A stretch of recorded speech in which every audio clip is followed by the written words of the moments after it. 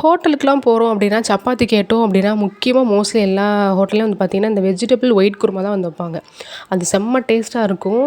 அதே மாதிரி நம்ம வீட்டில் எப்படி பண்ணலான்றத பார்த்துடலாமா? குக்கர்லாம் வந்து பண்ண போகிறோம். அதனால் ஸ்டவ் ஆன் பண்ணி குக்கர் வச்சு 2 ஸ்பூன் தேங்காய் எண்ணெய், அதில் பட்டை, சோம்பு, கிராம்பு எல்லாமே அந்த ஸ்பைசஸ்லாம் சேர்த்துட்டு ஒரு பெரிய வெங்காயம் சேர்த்து நல்லா வதக்கிக்கலாம். கூட இஞ்சி பூண்டு பேஸ்ட்டு சேர்த்து லைட்டாக வதக்கிட்டு உங்ககிட்ட என்ன வெஜிடபிள்ஸ் இருக்கோ சேர்த்துக்கோங்க. நான் வந்து எனக்கு கேரட், பீன்ஸ், உருளைக்கிழங்கு மட்டும் தான் சேர்த்துருக்கேன். இது கூட காலிஃப்ளவர் இந்த மாதிரி உங்ககிட்ட என்ன இருக்கோ அதை சேர்த்து நல்லா ஒரு வதக்கிக்கோங்க.